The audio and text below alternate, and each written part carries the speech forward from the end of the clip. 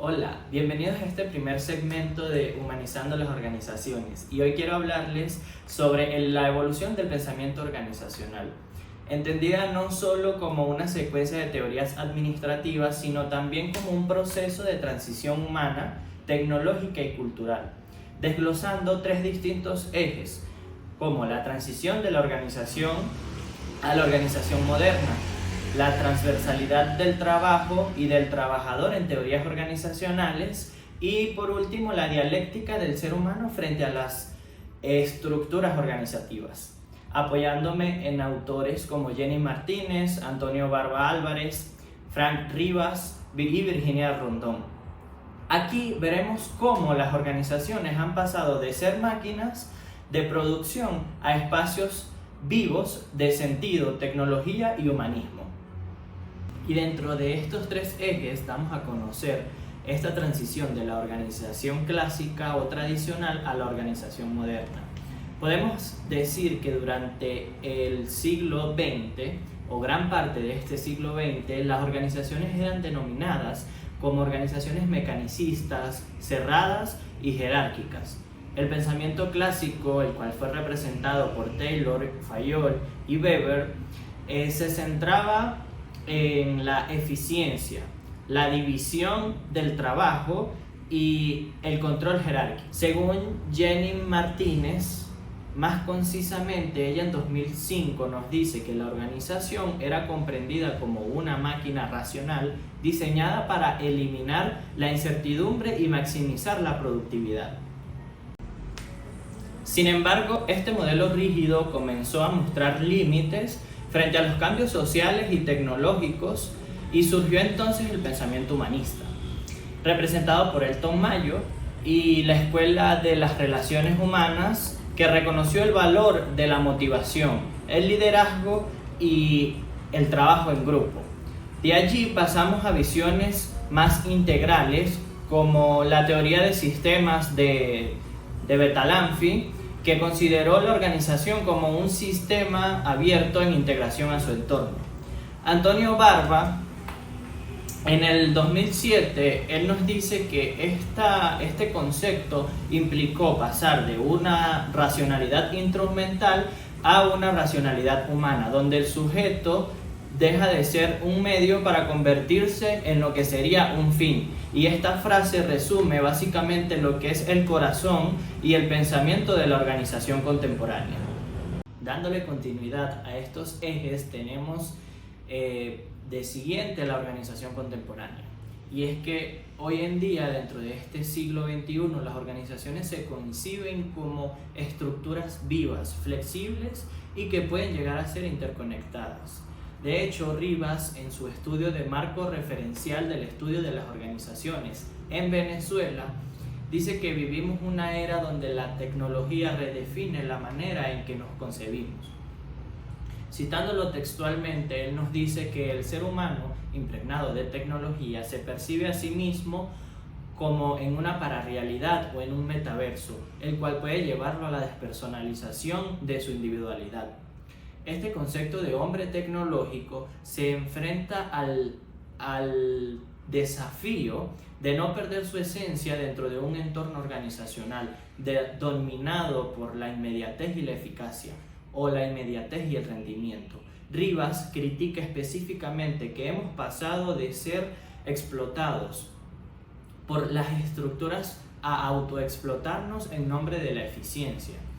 Pero hoy día la modernidad de las organizaciones no solo exige eficiencia, sino también conciencia y equilibrio. Dándole continuidad a estos ejes, tenemos de siguiente la organización contemporánea. Y es que hoy en día, dentro de este siglo XXI, las organizaciones se conciben como estructuras vivas, flexibles y que pueden llegar a ser interconectadas. De hecho, Rivas, en su estudio de marco referencial del estudio de las organizaciones en Venezuela, dice que vivimos una era donde la tecnología redefine la manera en que nos concebimos. Citándolo textualmente, él nos dice que el ser humano, impregnado de tecnología, se percibe a sí mismo como en una pararrealidad o en un metaverso, el cual puede llevarlo a la despersonalización de su individualidad. Este concepto de hombre tecnológico se enfrenta al desafío de no perder su esencia dentro de un entorno organizacional dominado por la inmediatez y la eficacia, o la inmediatez y el rendimiento. Rivas critica específicamente que hemos pasado de ser explotados por las estructuras a autoexplotarnos en nombre de la eficiencia. Pero hoy día la modernidad de las organizaciones no solo exige eficiencia, sino también conciencia y equilibrio. Siguiendo con estos ejes, tenemos en un tercer espacio la transversalidad del trabajo y del trabajador.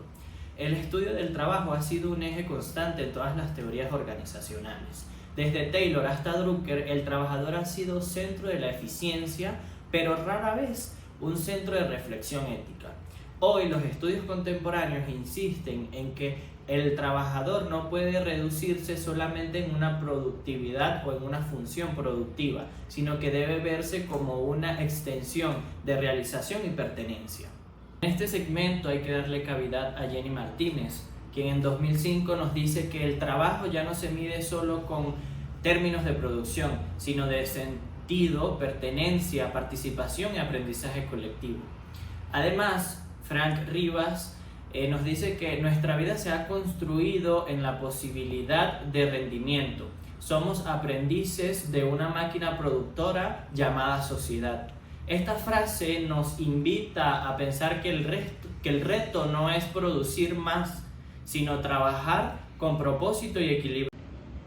Virginia Rondón también destaca que el trabajador actual debe transformarse y pasar de ejecutor a estratega, cambiando así la función de la rutina a la creatividad.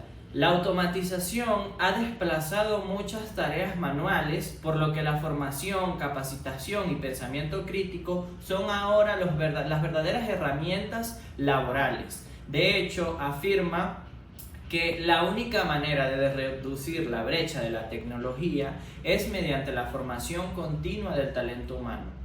Esto muestra lo que realmente la transversalidad del trabajo como un fenómeno técnico, cultural y educativo que es esencial para el sostenimiento de cualquier organización. En este eje de la dialéctica del ser humano frente a las estructuras organizacionales encontramos lo que es realmente el corazón del análisis contemporáneo, la teoría o la tensión entre la individualidad y las demandas de la organización. Antonio Barba advierte que en toda estructura organizacional subyace la lucha entre la lógica del sistema y la lógica del ser humano. El peligro es que la organización absorba la individualidad del sujeto. Por eso propone un humanismo que reconozca la subjetividad, la creatividad y la integridad del trabajador. Rivas también retoma esta dialéctica en su reflexión sobre el avatar organizacional, quien nos dice textualmente que hoy somos una complejidad mediada por la tecnología y que ha pasado de lo que era el Homo sapiens al avatar dinámico pero paradójicamente vacío. Esta frase básicamente reduce o sintetiza la crisis identitaria del sujeto en el sistema contemporáneo de las organizaciones. En el contexto venezolano, este caso presenta una realidad organizacional bastante marcada por la inestabilidad económica, por la presión y la transformación digital de una manera desigual. Y según Frank, muchas organizaciones venezolanas funcionan bajo un sistema rojo, caracterizado por estructuras rígidas, por la centralización del poder y por el uso de este medio como un mecanismo de control.